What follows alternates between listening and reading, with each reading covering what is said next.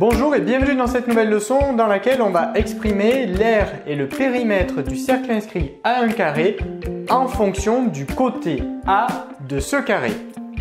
Pour commencer, on va exprimer le rayon R de notre cercle inscrit en fonction du côté A du carré. Par construction, ici, les droites IK et LJ, ce sont des médiatrices. La droite IK, c'est la médiatrice du segment DC et également de la droite et du segment AB. Du coup, la droite IK, elle coupe DC en son milieu et perpendiculairement. Donc ici, on a un angle droit à l'angle K. Pareil ici, on a un angle droit à l'angle I et I, c'est le milieu de AB puisque IK, c'est la médiatrice du segment AB. Pareil pour la droite LJ qui est la médiatrice du segment AD et du segment BC. Du coup, L, c'est le milieu du segment AD. On a également un angle droit ici. Pareil ici, J, c'est le milieu du segment BC. Et ici, on a également un angle droit à l'angle J. Maintenant que l'on a dit ça, eh bien, on peut prouver assez rapidement que le quadrilatère IBJO, eh bien, c'est un carré. En effet, comme on vient de le dire, comme ici on a une médiatrice, ici on a un angle droit. ABCD, c'est un carré. Du coup, j'ai un angle droit à l'angle B. Ici, j'ai également un angle droit, puisque la droite LJ, c'est une médiatrice. Donc, elle coupe BC perpendiculairement ici. Donc, finalement, on a un quadrilatère IBJO avec trois angles droits. 1, 2, 3. De plus, la longueur IB est égale à la longueur JB. Eh bien, oui, ça aussi, on peut le montrer rapidement. On a ici un carré ABCD. Comme I, c'est le milieu de AB, eh bien, IB, que vaut IB? IB vaut la valeur du côté de mon carré divisé par 2, c'est-à-dire A divisé par 2. IB, c'est la moitié de mon côté, donc ça va être égal à A divisé par 2. Et pareil pour, du coup, la longueur JB. Comme J, c'est le milieu de CB, et que CB, ça vaut également A, puisqu'on est dans un carré, eh bien, la longueur JB égale à A divisé par 2. Du coup, on a maintenant un quadrilatère IBJO qui a trois angles droits, 1, 2, 3, et qui a deux côtés consécutifs de même longueur.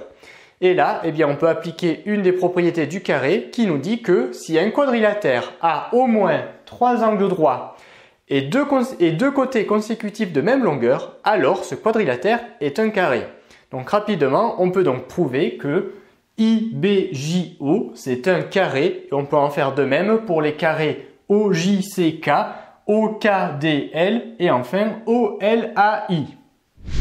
Maintenant que l'on vient de prouver que le quadrilatère IBJO est un carré, eh bien je peux rapidement exprimer le rayon R du cercle inscrit en fonction du côté A de notre carré. Et oui, pourquoi ?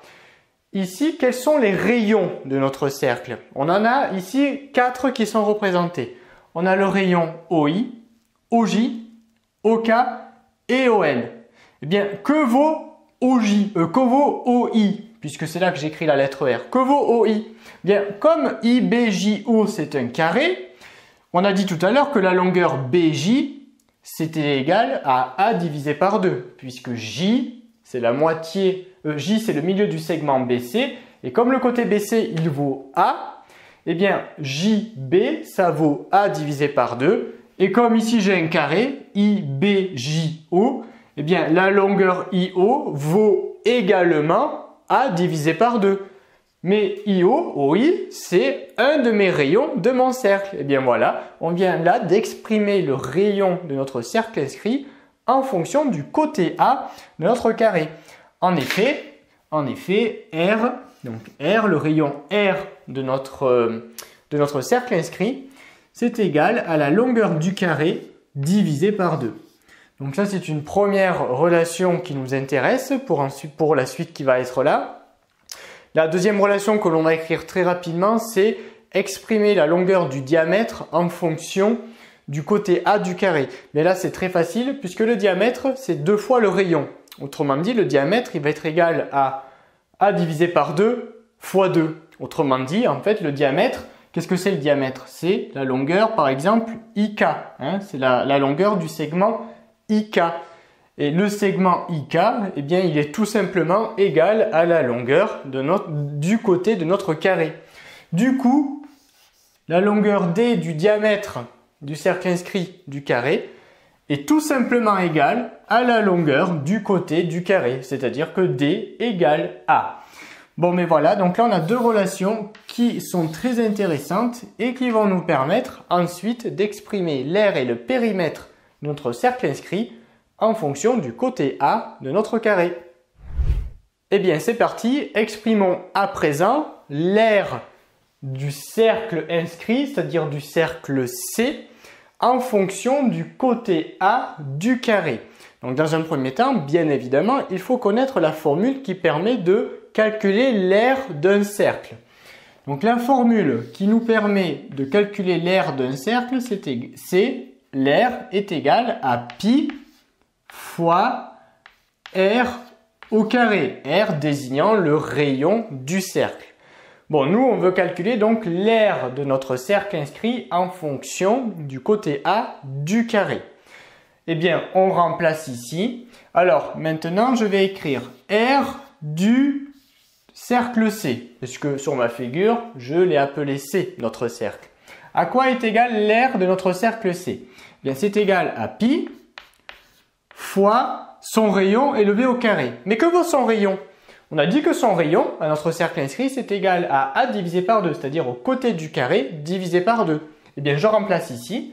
Donc, R, je remplace par A divisé par 2. Mais attention, c'est tout ça. Hein, R, c'est le R, hein, c'est A divisé par 2. Et tout ça, c'est élevé au carré.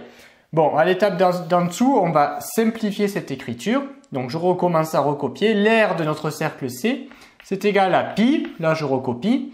Fois, eh bien, fois quoi? Eh bien là, il faut connaître une des propriétés à propos des fractions qui nous dit qu'une fraction x sur y, tout ça à la puissance n, eh bien, c'est égal à x puissance n sur y puissance n. Autrement dit, ici, je vais appliquer la puissance 2 à mon a, à mon numérateur, et à mon dénominateur, c'est-à-dire le 2. Donc, c'est parti. Donc, du coup, c'est égal à pi fois a au carré divisé par 2 au carré. J'ai appliqué l'exposant 2 au numérateur ainsi qu'au dénominateur. Donc là, bien évidemment, on va simplifier ceci. Donc l'aire de notre cercle C, c'est égal à pi fois quoi? Bon, a carré, bien, je vais le laisser écrit tel quel. Donc je recopie en haut a carré. Bon, par contre, en bas, je peux simplifier 2 au carré, c'est 2 fois 2, c'est-à-dire 4.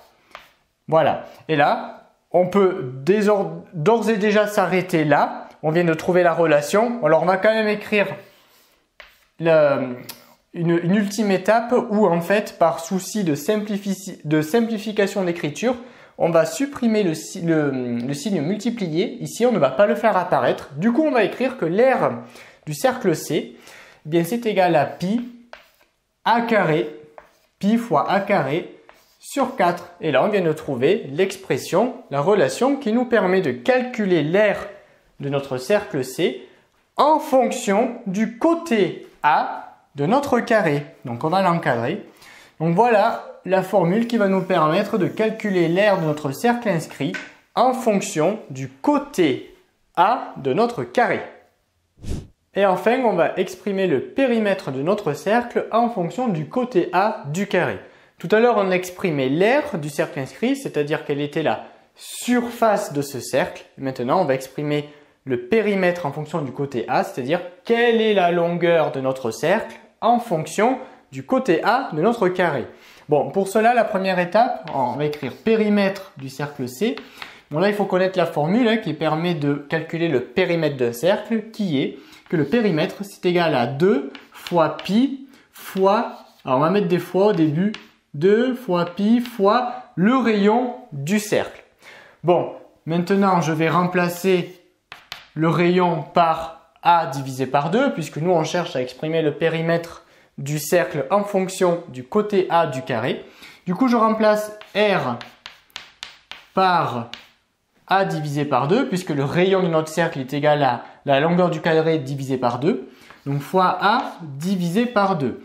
Bon, là, il faut constater rapidement quelque chose. Effectivement, on peut simplifier ici le 2 avec ce 2. D'accord? Et finalement, qu'est-ce qu'il nous reste? Il nous reste pi multiplié par A. Et là, tu vois qu'il y a quelque chose d'assez sympa. Je vais faire la commutativité de la multiplication, c'est-à-dire que je vais faire passer le A en premier, je vais l'écrire en premier. Je vais écrire A fois pi. Mais là, on peut faire encore mieux, hein, c'était comme pour ici. On peut faire supprimer ce signe multiplié par souci de simplification d'écriture. Donc finalement, le périmètre du cercle C, c'est égal à API. Voilà, comme API en anglais. API, A fois pi, le périmètre, c'est-à-dire la longueur du cercle inscrit d'un carré de côté A, c'est égal à A fois pi. C'est égal au côté du carré fois pi. Donc voilà, on a maintenant notre deuxième expression qui nous dit que pour calculer le périmètre du cercle inscrit d'un carré de côté A, eh bien ce périmètre il va être égal à A fois pi. Cette leçon est maintenant terminée. Abonne-toi à la chaîne pour ne rater aucune de nos prochaines vidéos et on te dit à très vite dans une autre leçon de Petit Savant.